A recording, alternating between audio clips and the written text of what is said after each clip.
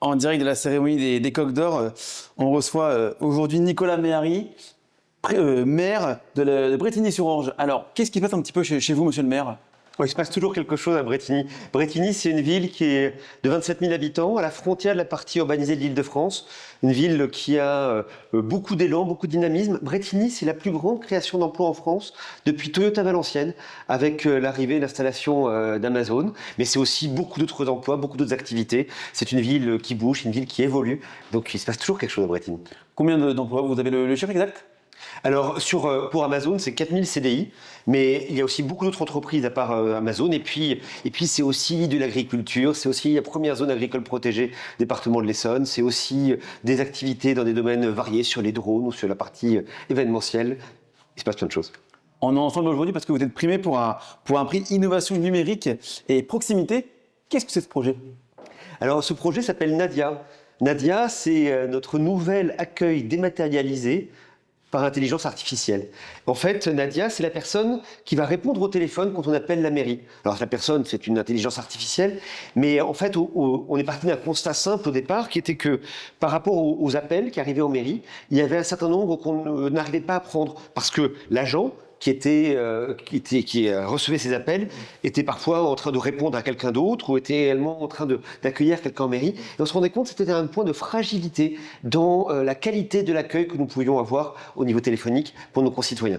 Et donc, en mettant en place Nadia, qui est en fait la réponse de premier niveau, qui on parle comme à une personne, comme vous et moi, ça permet de libérer du temps et de faire en sorte que nous puissions améliorer la qualité de l'accueil physique et en même temps pouvoir répondre 24 heures sur 24, 7 jours sur 7, même à plusieurs personnes en même temps.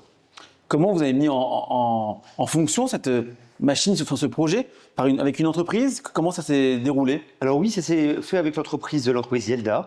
Et alors, en fait, Nadia, avant de pouvoir prendre ses fonctions, assumer ses missions, elle a été entraînée, elle a été en formation pendant quelques temps, pendant un peu plus d'un mois. Et donc pendant cette période pendant laquelle on a pu la tester avec un certain nombre de personnes qui étaient prêtes aussi à être des appelants tests pour faire en sorte que Nadia puisse bien assimiler, apprendre toutes les informations qu'elle devait avoir, parce que Nadia, elle doit d'abord répondre à des questions des gens et ensuite elle doit pouvoir identifier, réorienter vers la personne réelle qui permettra d'avoir une réponse plus fine en fonction des besoins. Nadia elle-même traite à peu près 35% des appels où elle sait porter la réponse la bonne réponse aux personnes dans 35% des cas. Le reste du temps, elle réoriente vers la bonne personne. Ce projet est peut-être le début d'une longue série de projets avec l'intelligence artificielle. Est-ce que vous avez peut-être d'autres projets, des pensées pour améliorer encore votre mairie? Alors, il est trop tôt pour pouvoir donner des pistes concrètes, mais je suis absolument convaincu que l'intelligence artificielle, c'est une source d'efficacité pour les organisations.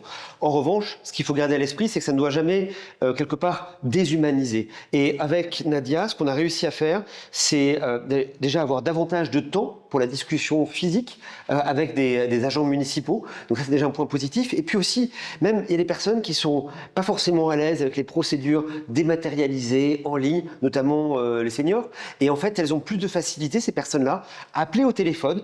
Et même si c'est une intelligence artificielle, c'est plus efficace, il y a un contact qui est plus simple. Donc oui, on va gagner en qualité de service public grâce à l'intelligence artificielle. Et dernière question, les habitants, ils en pensent quoi de cette nouveauté? Alors, au début, un certain nombre se disaient « Oh, c'est génial », parce qu'ils trouvaient que ça allait dans la bonne direction. D'autres étaient beaucoup plus circonspects, en se disant « Mais est-ce que ça va pas être un moyen de réduire le nombre d'agents réellement qui va être mis en place ?»